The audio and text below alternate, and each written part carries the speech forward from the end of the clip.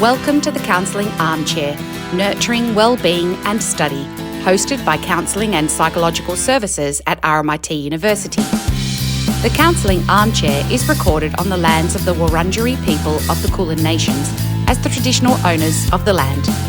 This podcast aims to help you manage your university life so you can be at your best. We'll be sharing with you tips on student life here and ways to enhance your mental well-being.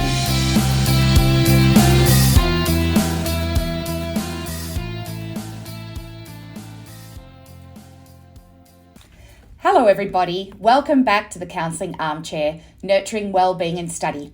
We're so pleased to have you with us again, and I'm also pleased to welcome Melissa back to the co-host chair, so great to have you back with us again, Melissa. Oh, I'm so glad.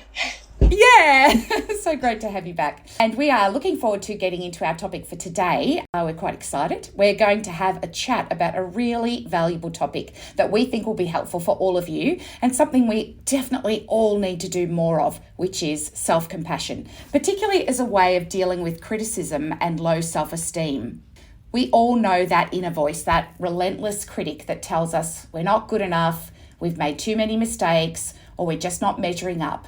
And whether it's criticism from others or our own harsh self-judgment, these moments can really chip away at us. But what if there was a way to quiet that inner critic? What if we could respond to ourselves with the same kindness and understanding that we would offer to a friend? Well, that's where self-compassion comes in. It's not about ignoring our flaws or letting ourselves off the hook, but it is about embracing our humanity and treating ourselves with the kindness we deserve, especially when we're facing the sting of criticism. In today's episode, we're going to chat with RMIT counsellor Emma Abeyaratne. Have I pronounced that correctly? Yeah, that was really good, Liz. Hooray.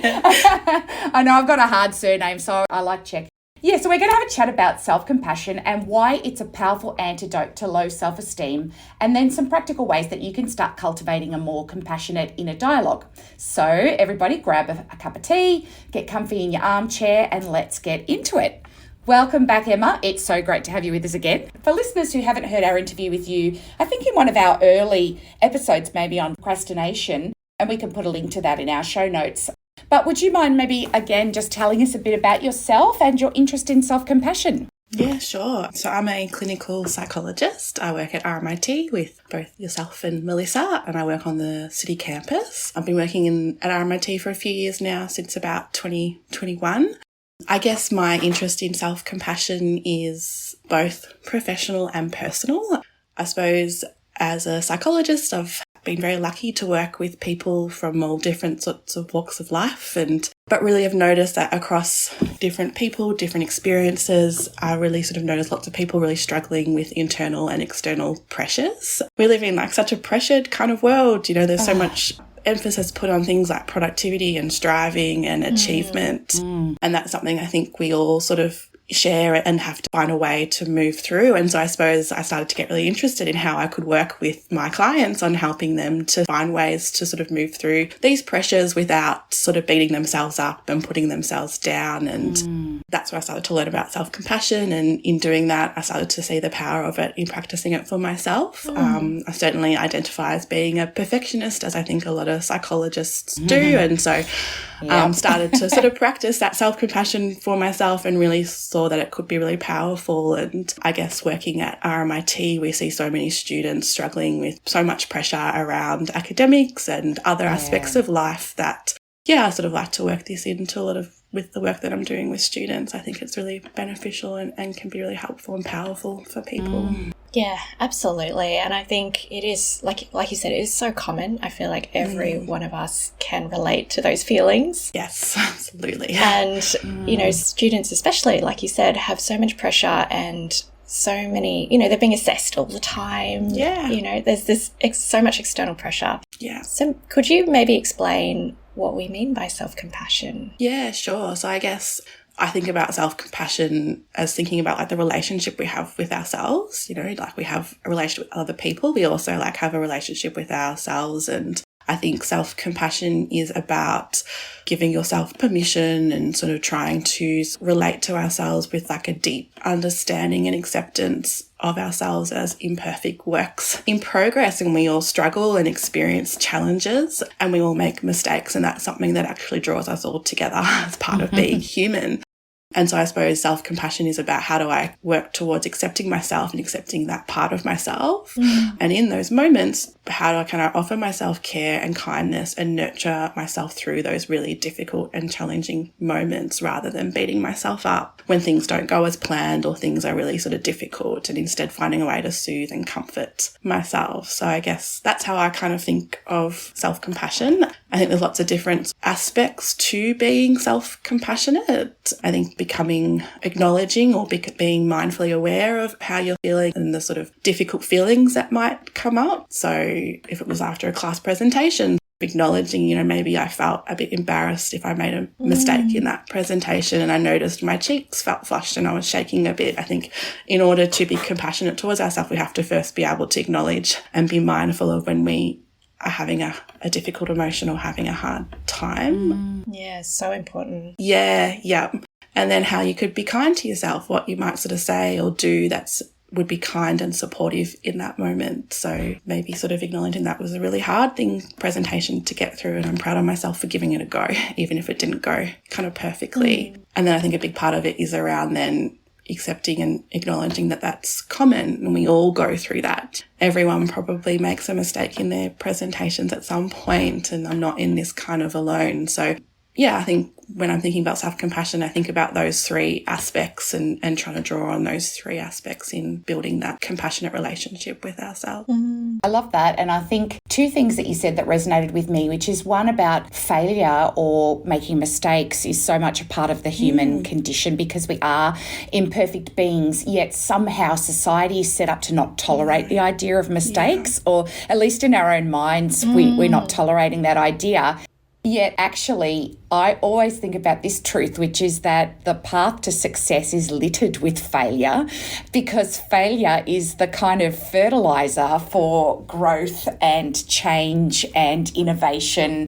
Like if we didn't have it, it would be really bad. So, it's nice to, in a way, embrace it and say, yeah, what can I learn from this thing that didn't go quite so well?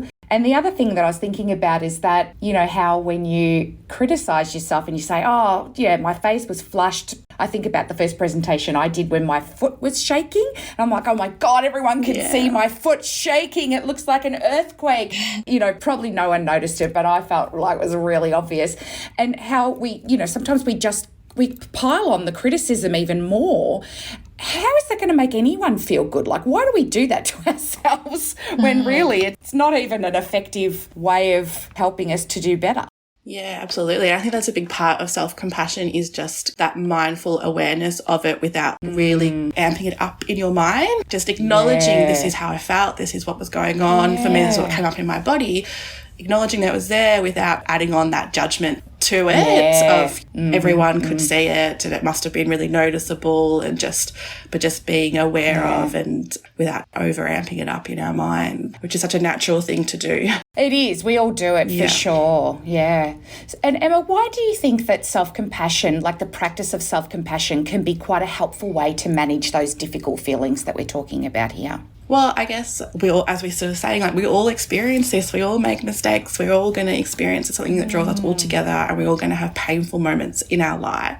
And so self-compassion is about thinking about, what do I need in this moment and how do I ride through this without making it harder for myself? Yes. This is already a difficult thing to be going through. So why add to that with judgment and criticism and make things harder for myself, and sort of actually how do I move through this in a way that actually meets my needs and is going to help me through it? So I guess I sort of see self-compassion as being something that's helpful for everyone to do. And that's what we sort of know. A lot of our self-compassion research is actually around how this can be really helpful just for everyone in the general population, because we all do experience these, share these experiences. But certainly we sort of see from research that it can really help to manage anxiety and mood symptoms, really helpful in responding to shame and guilt, low self-esteem and self-criticism.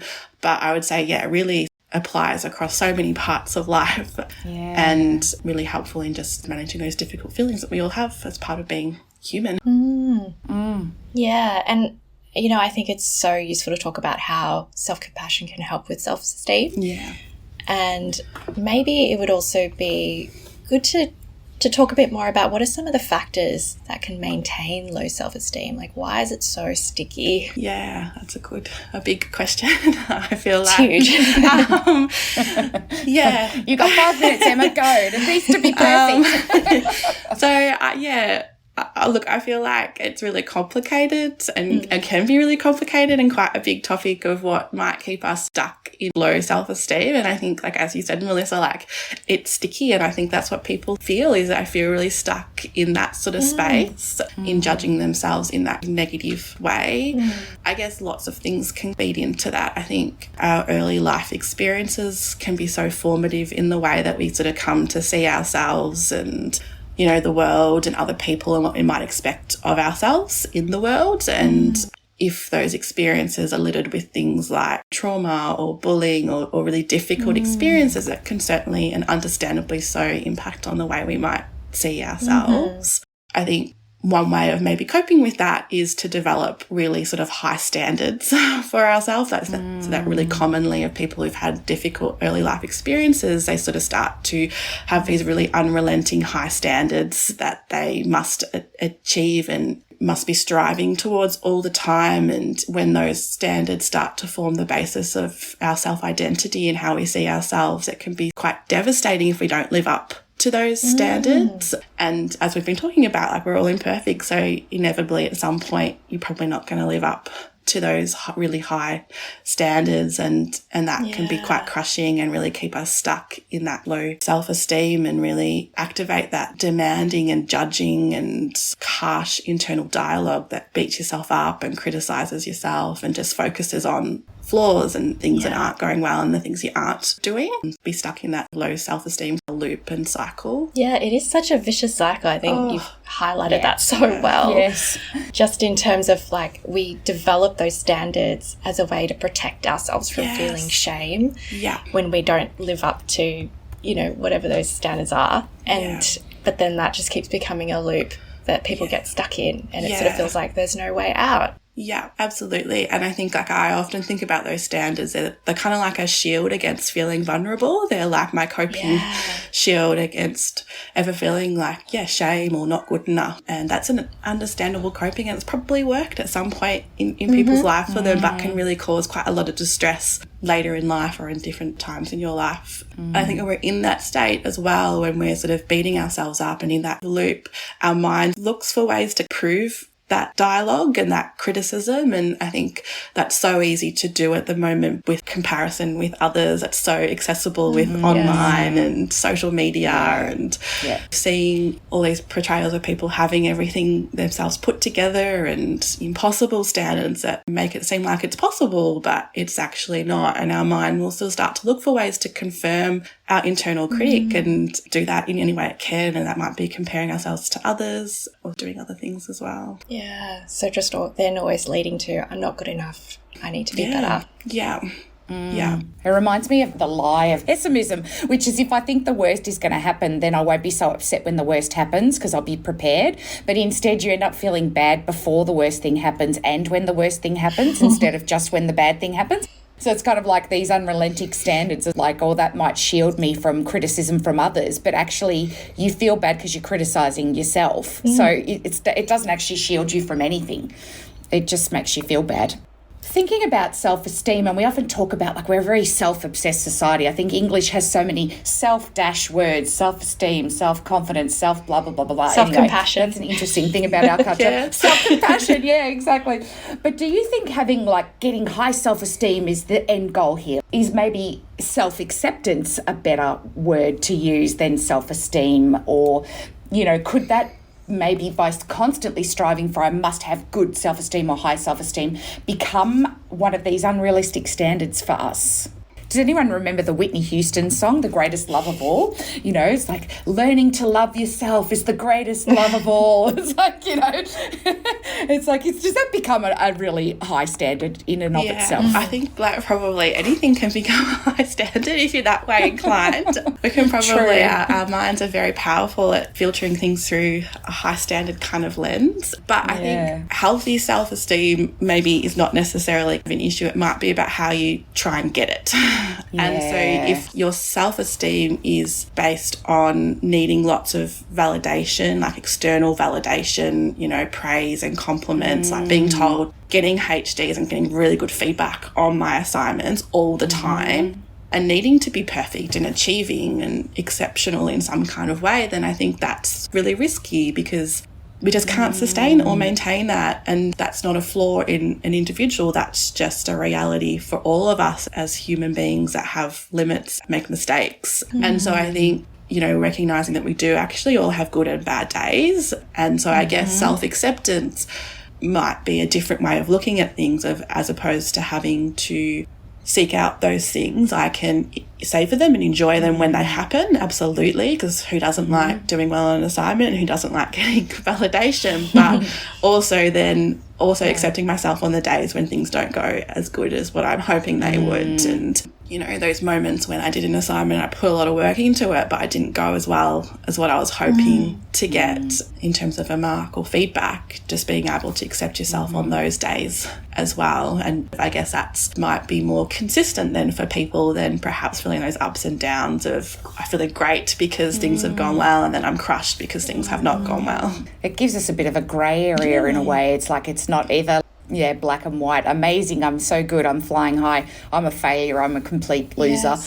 Having that tolerance for those bad days or when things didn't go to plan without feeling like you have to toss yourself in the trash because of it. Absolutely. I think it's maybe a less risky way of approaching how you might relate to yourself. And as you said, these days with social media, getting likes, hearts, comments on social media posts, and it can become almost like an addiction. And if you don't get it, then you can't feel good about yourself because I only got 15 likes instead of 50. It's a slippery slope, I reckon. Yeah, absolutely. Yeah. So what gets in the way of being self-compassionate? And on the flip side, why can we be so self-critical? Yeah, I mean, I think lots gets in the way of it, because if it was easy, like, we'd probably all be doing it. Exactly. I think it's like there's so much that can kind of get in the way, like from just, you know, the way our brains have evolved. Brains are have evolved to be more on the lookout for threats and maybe producing self-critical kind of thoughts, and that's just a thing that we're all sort of dealing with and working through and having to respond to. But I also think there's probably lots of myths around what self-compassion is, and I think again this probably feeds into some of the social beliefs in our society in Australia around, if I start to be self-compassion, you know, that's going to fall into self-pity. I'm going to just wallow in self-pity and never be able to get out of that. And I guess, you know, self-pity frames things really in terms of the self, right? Like it's all about me and why me. Whereas self-compassion is actually like reframing things to see things as being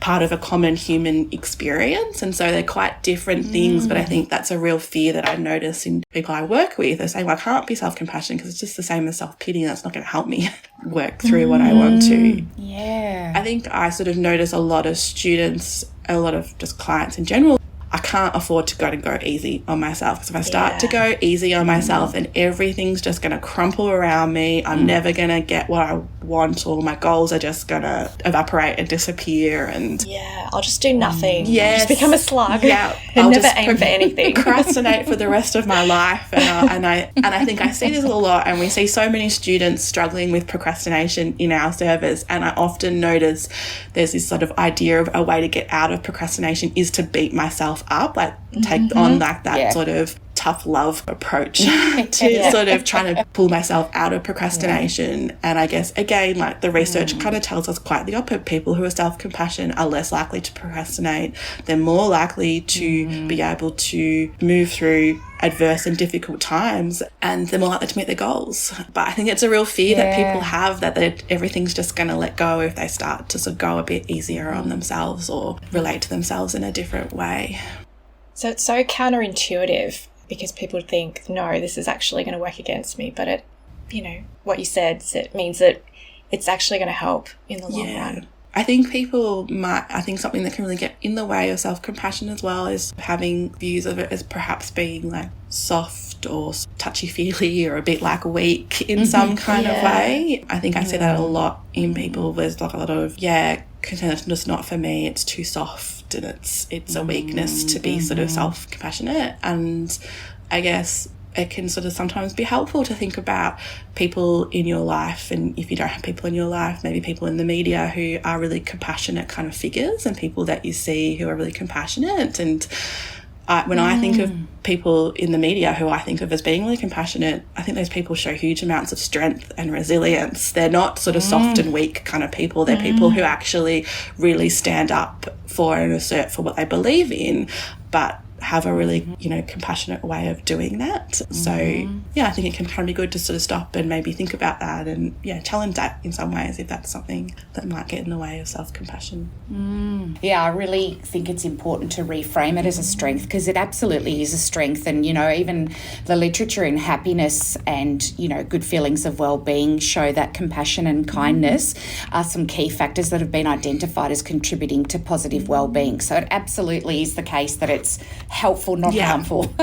Just it's really important to emphasise that point. I think as well, like it can be really hard if you've perhaps grown up in an environment where maybe compassion wasn't modelled in your home or in just the, environment, schooling or other environments you might have grown up in. And that's the case for a lot of people. And so I actually think this can be quite a foreign way of thinking about things for people, and that can be really scary to sort of think about doing things differently or learning a different way or trying to sort of tap into your soothing and nurturing sort of side of yourself. Recognising that is not necessarily going to be easy, and it might be kind of hard, and that's sort of a gentle way of, I guess, stepping into it and kind of trying to approach it. Yeah, such a good point.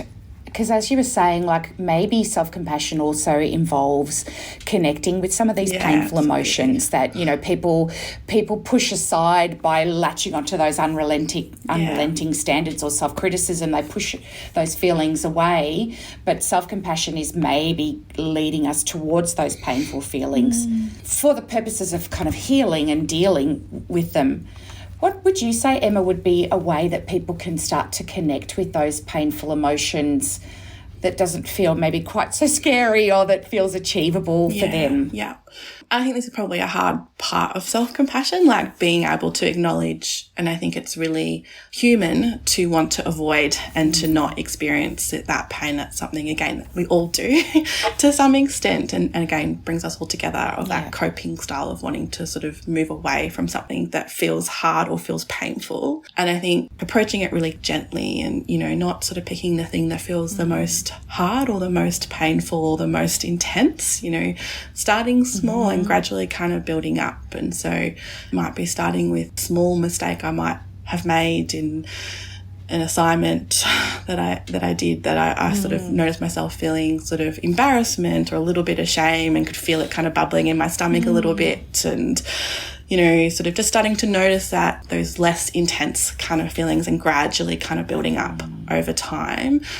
I think it can be really helpful as well to sort of start to sort of try and challenge or shift our relationship with our painful emotions. I think we often see them as being like a bad thing that we've got to kind of escape or run away from. But I think, Liz, like you were saying earlier on, like pain is part of like growth, mistakes is part of growth, and imagine a world where we didn't make mistakes. It'd be quite a boring place to live in. We wouldn't grow or really learn or sort of develop. We'd just all stay the same. And so I think starting to sort of see like that sort of that pain in a bit of a different kind of light can be really kind of helpful of this is part of growth and this is something that we all experience. Like, of course, our pain looks different, but it's something that brings us all together is we all experience difficult moments, we all make mistakes, and that's not an individual flaw in you. That's actually something that we all share as part of being human. And so I think even just acknowledging that is embracing self-compassion, because it's acknowledging that I'm not in this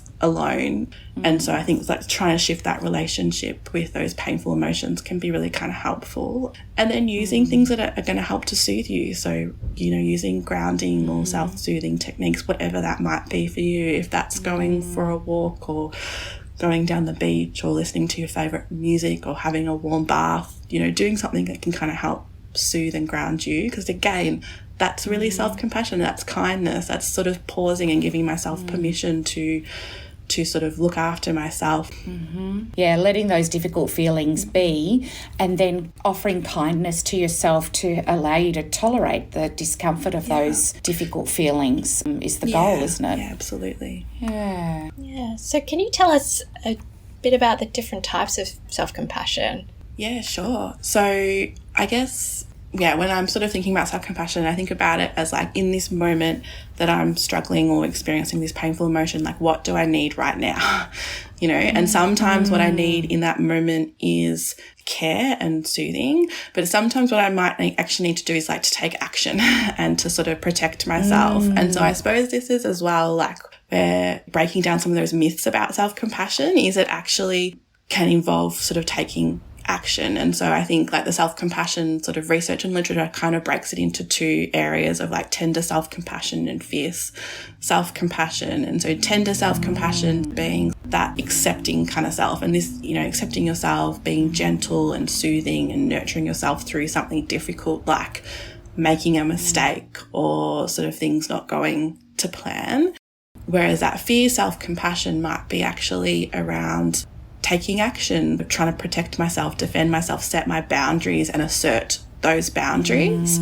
And that might be actually what I need in that moment. And both of those acts are compassionate acts. And I think like the metaphor that's often kind of used to describe this is thinking about like a mama bear and like she's sort of defending her cubs, like she can switch between like playing with her cubs, being soothing and gentle and caring with the cubs to like quite quickly shifting to protecting them and getting them food and really like strongly protecting them against any kind of threats. And so both of those acts are sort of self-compassionate acts. One is the tenderness and one is the sort of fierce. I love the way you explain that, Emma. I love that mum or maybe papa bear and androgynous bear. I don't know, whatever works for you. But that's exactly right. Like I immediately had this image of cuddling the cub and soothing, calming, giving them warm food, and then in the next moment, you know, standing in front of them and holding back the danger and bringing out that fierceness, that strength. Sometimes it's saying no, isn't it? Because we're also, you know, one way that we can really harm ourselves is just to say yes, keep taking on things because we don't want to hurt other people's feelings or any of that sort of stuff. And so, maybe a self-compassionate act is to say, no, I can't. I need me time. I need to rest. Or I need this from you. That's a really hard thing to do. Absolutely. Yeah. Thinking back on like that's so much of the strength and courage and power of self-compassion. That fierce, I'm going to do what I need for me in this moment. Yeah, I think that really just struck a thought for me in terms of sometimes we feel like we shouldn't need anything. We should just be able to power through and be fine because everyone else seems to be fine. Yeah. And so it's just not okay to need anything from other people. It's not okay to need anything from myself and therefore give myself anything kind or gentle. It's like, I just have to keep going and doing well and be amazing at everything. Yeah. And I think that's so much of what like self-compassion touches on, is just accepting that as humans we have limits.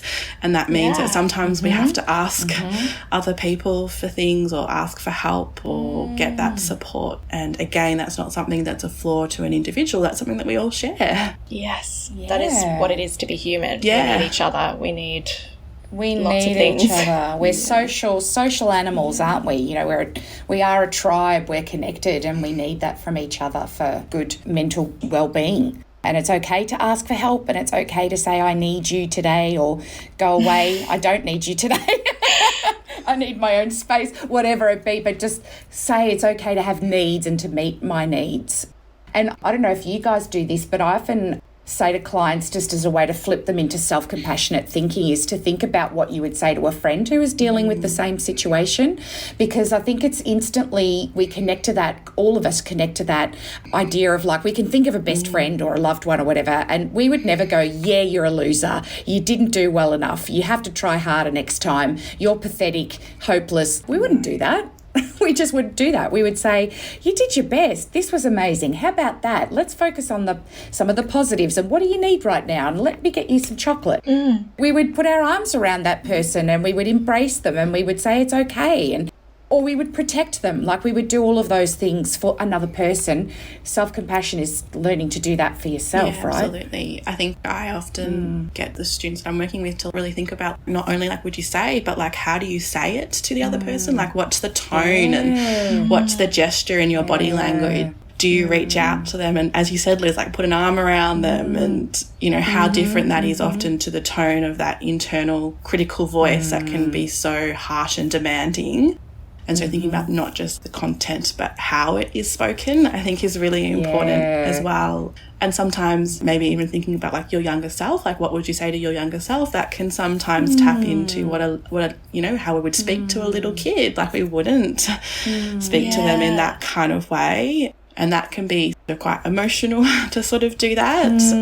But that can sometimes be a powerful way to tap into that compassionate part of yourself. Yeah, absolutely. Oh, I love that too. I've had someone say to me, but I'm not a kid, I'm an adult now. So it's almost like I don't deserve that. And I think it's really important to know that, yeah, you are an adult, but all of those experiences, and we are still children in a lot of ways. Like we still carry that within us, and being a child does not mean that you are afforded more care or more compassion than an adult. We all deserve it, no matter what age we are. Yeah, absolutely. Yeah, it's not like we grow out of the need for care and compassion when we become adults, do we? But I think that's a common idea, isn't it? That I shouldn't need it. Yeah, you're right. Yeah. Yeah, for sure. Well, we're on our final question, Emma, and thank you so much for your amazing insights today. But we're just wondering now about some ways that people can practice self-compassion, because people might be listening to this episode and say, okay, I want to start doing this a little bit more. So what are some of your ideas around how people could practice that? There's lots of ways that you can start to practice it.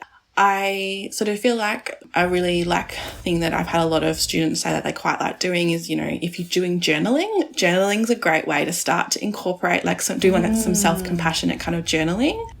Picking something in a week that I might have found really hard, or I might have noticed myself beating myself up over or being hard on myself about, and starting to sort of use some of the things we've talked about, like acknowledging and how it felt, what I was feeling, how did I feel in my body, sort of thinking about what might be some kind words you can offer yourself and write about in your journal, but then also maybe sort of trying to tap into that sense of that common humanity, like this is something that other people go through, I'm not in this alone. And so journaling can be like a really nice way to start to practice it. And don't let that go into that people have it so much worse than me.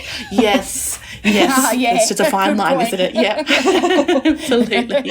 So I think journaling can be a really lovely way to do it. I think there's lots of recordings online that people can start to listen to, like taking a self-compassionate break, taking a couple of minutes and just pausing and stopping and noticing something that's been hard, and trying to think about, as you're saying, Liz, like what would I tell a friend in this moment, and try to tap into that part of yourself and offer that kindness to yourself. And I think as well, caring touch and sort of soothing touch can also be a really powerful way to tap into self-compassion. Like the research sort of tells us that through touch, we activate our calming systems and release our calming and connected kind of hormones, which can kind of help us to embrace that self-compassion. And so that can be a really beautiful way as well to sort of start to tap into compassion. So there's lots of like exercises that people can kind of go through, or even just sort of pausing and taking a couple of deep breaths and putting a hand over your chest can be sort of a powerful action in itself. But there's also formal practices that people can test out. And so I don't know how we're going for time, but if we've got time, we could kind of go through one now. Yeah, we absolutely can. That would be wonderful, Emma. Yeah. And before we jump into that, I want to add that a person who does a lot of work on self-compassion, of course, is Kristen Neff. And she has a great website with some practices on there. And we'll put a link to that in the show notes. But I remember having a look at it, and there was one there about giving yourself a hug. And I kind of there was a part of me that went, oh, how daggy, oh, really? But I did it, and I went, and I put all of my warmth and care into that hug, and I felt better afterwards. I really did. It sounds so silly in a way, people might feel a bit embarrassed or whatever, but honestly, try these things out. As you said, hand on your heart or rubbing your arm or something, but yeah, that touch, I really like that aspect of it. I'm the same, Liz, and I do it a lot, and I notice I'm even doing it right now as we're talking. I put a hand over my heart, and that is something that I find very sort of soothing and can really help just to sort of slow things down and sort of tap into that. But it does, at the start, it can kind of feel a little bit odd or strange or if you're not used to doing it, it can feel a little bit odd. But we would love you to do an exercise for us now, Emma. So I'll just sort of, speak to it like I would if I was running through with somebody in the room. But that would be great. Just inviting you to find a comfortable position where you're feeling centered but alert and kind of aware. So you might be sitting in a chair, so just leaning slightly forward, sort of perhaps straightening up your back, dropping your shoulders, gently pushing your feet into the floor, and just grounding yourself in this moment, taking a couple of big deep breaths in and out to center and ground yourself. And we're just going to do this exercise for a couple of minutes, and just going to take this time to give yourself permission to just sit and offer yourself some kindness and compassion in this moment. And so just bringing to mind something that's been really hard or something that you've been struggling a little bit with. It might be something that's happened at uni. It might be something that's happening in your personal life. Just bringing to mind this difficult moment, this difficult thing, thinking about how it's impacting on you, how it's affecting you, how you're feeling about it. What do you notice coming up in your body as you're thinking about this? And just picking one of your hands and imagining that it's a hand of someone very kind and caring. And placing this hand slowly and gently on whichever part of your body where you feel that struggle the most.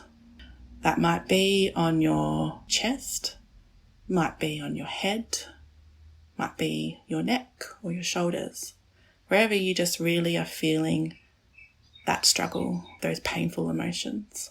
And just resting your hand there. Feeling your hand against your skin or against your clothes. Noticing that warmth flowing from your palm into your body.